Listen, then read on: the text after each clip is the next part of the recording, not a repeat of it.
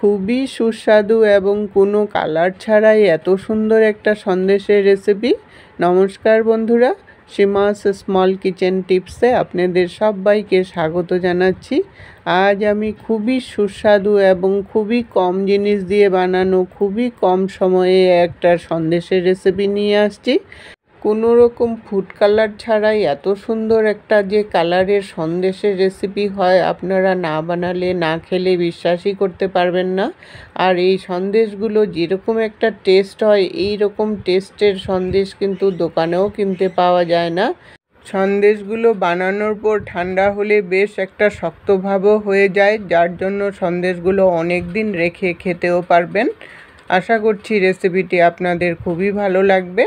আসুন তাহলে চলে যাই সন্দেশগুলো কিভাবে বানিয়েছি দেখে নিই। সন্দেশগুলো বানানোর জন্য আমার নারকেল লাগবে, তাই আধাটা নারকেল নিয়েছি। নারকেলটাকে এখন কুড়িয়ে নেব।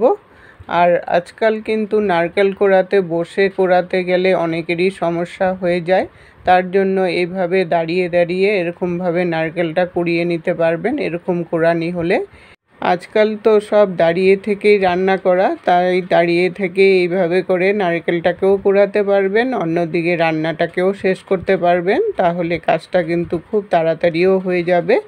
কথা বলতে বলতে আমি অনেকটা নারকেলই কুড়িয়ে নিলাম। এইভাবে করে পুরোটা আধাটা নারকেল আমি কুড়িয়ে রেডি করে নেব। এখন আমি কড়াই বসিয়ে একটা আমের পাল্পকে আমি মিক্সিতে পেস্ট করে নিয়েছি। আমটা কিন্তু ভালো করে ছুলে তারপর পাল্পটাকে বের করে মিক্সিতে পেস্ট করে নেবেন, তাহলে রেসিপিটা কিন্তু খুব ভালো হবে।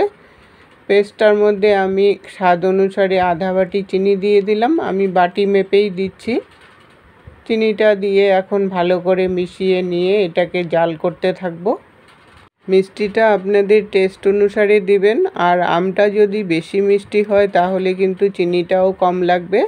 আমার আমটা কিন্তু বেশ মিষ্টি ছিল, তাই চিনিটা আমি কম করেই দিয়েছি। চিনিটা দিয়ে এখন জাল করতে করতে দেখবেন চিনিটা গলে আসবে। গলার পরে আরও 4-5 মিনিটের মতো এটাকে জাল করতে লাগবে, একটু শুকিয়ে নিতে লাগবে। শুকিয়ে নেওয়ার পরে আমি নারকেল কোড়াটাকে দিয়ে দিলাম। আমি যে আধাটা নারকেল কুড়িয়েছিলাম ওই পুরোটা নারকেলই দিয়ে দিয়েছি। নারকেলটাকে দিয়ে এখন ভালো করে মিশিয়ে নিয়ে এটাকে জাল করতে থাকবো। ছোট ছোট রেসিপির নোটিফিকেশন পেতে হলে আমার চ্যানেলটাকে সাবস্ক্রাইব করে পাশে থাকা বেল আইকনটাকে ক্লিক করে অল অপশনে ক্লিক করে রাখবেন, তাহলে নোটিফিকেশন সবার আগে আপনার কাছে পৌঁছে যাবে। আর যদি রেসিপিটা আপনারা ফেসবুক পেজ থেকে দেখেন তাহলে পেজটাকে ফলো করে নেওয়ার অনুরোধ রইল।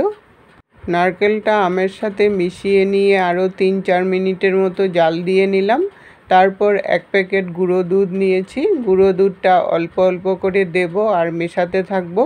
দুধটা কিন্তু একবারে দিবেন না, একবারে দিলে জমাট বেঁধে যাবে, আর জমাট বাঁধলে রেসিপিটা কিন্তু ভালো হবে না, একটু দানা দানা হয়ে যাবে, একদম স্মুথ হবে না। অল্প অল্প করে দিতে থাকবো আর মেশাতে থাকবো, তাহলে মেশানোটা খুব ভালো হবে। এইভাবে করে পুরোটা প্যাকেটই আমি দিয়ে তারপর মিশিয়ে নিলাম। এমনিতেই তো নারকেলের সাথে আম দেওয়া আছে, তাই টেস্টও কিন্তু খুব ভালো হবে। আর এই দুধটা দেওয়ার জন্য টেস্টটা কিন্তু আরও দ্বিগুণ বেড়ে যাবে। এই দুধটা দিয়ে আরও 3-4 মিনিটের মতো আমি মিডিয়াম আঁচে রেখে অনবরত নেড়ে নেড়ে শুকাতে হবে।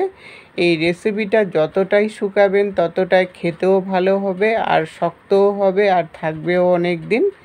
এইভাবে করে মিশ্রণটা একটু ছড়িয়ে ছড়িয়ে যদি শুকান না, তাহলে শুকানোটা তাড়াতাড়িও হবে। এইভাবে ছড়িয়ে ছড়িয়ে অনবরত নেড়ে নেড়ে প্রায় 7 থেকে 10 মিনিট মতো আমি শুকিয়ে নিলাম। শুকাতে শুকাতে যখন দেখবেন এটা কড়াই থেকে উঠে আসছে আর নারকেলের থেকে একটা তেলও ছেড়ে দিবে সুন্দর করে, তখনই বুঝবেন যে শুকনোটা হয়ে আসছে। আর নারকেলটা একটা সুন্দর একটা জমাটো বেঁধে যাবে, নাড়ুর আকারে যখন সৃষ্টি হবে তখনই বুঝবেন যে পাকটা হয়ে গেছে। তখনই নামিয়ে নিতে হবে, আর এটা গরম থাকা অবস্থায় করতে হবে। নামিয়ে একটা সমান প্লেটের মধ্যে নিয়ে তারপর খন্তাটা দিয়ে চাপিয়ে চাপিয়ে চারিদিকটা সমান করে দিতে হবে, তাহলে সন্দেশগুলো চারিদিকে সমান হবে। সমান করে নিয়ে তারপর এটা গরম থাকা অবস্থাতেই করতে হবে, ঠান্ডা হলে কিন্তু এটা শক্ত হয়ে যাবে, তাহলে আর কাটা যাবে না। তারপর পিস পিস করে কেটে নিতে হবে।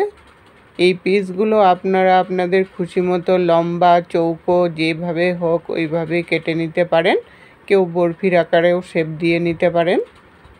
আমি চৌকো শেপের একটা শেপ বানিয়ে নিলাম, কালাকান যেরকম হয় সেরকম একটা শেপ বানিয়ে নিলাম। বানিয়ে নিয়ে তারপর পিসগুলোকে উঠিয়ে আলাদা একটা প্লেটে রেখে তারপর ঠান্ডা হওয়ার জন্য অপেক্ষা করব। ঠান্ডা হওয়ার পর আমি আপনাদের রেসিপিটাকে দেখাচ্ছি কতটা শক্ত হয়েছে। দেখুন সন্দেশগুলো কতটা শক্ত হয়েছে, ধরলেই ভেঙে যাচ্ছে। আমার এই সন্দেশের রেসিপিটা কেমন লাগলো বন্ধুরা কমেন্ট করে জানাবেন। আজকের টিপস, সন্দেশ অনেক দিন শক্ত রাখতে হলে মুড়ির মধ্যে রেখে দিবেন, তাহলে সন্দেশ অনেক দিন শক্ত থাকবে। এতক্ষণ সঙ্গে থেকে বহুমূল্য সময় দিয়ে আমার ভিডিওটা দেখার জন্য অসংখ্য ধন্যবাদ বন্ধুরা।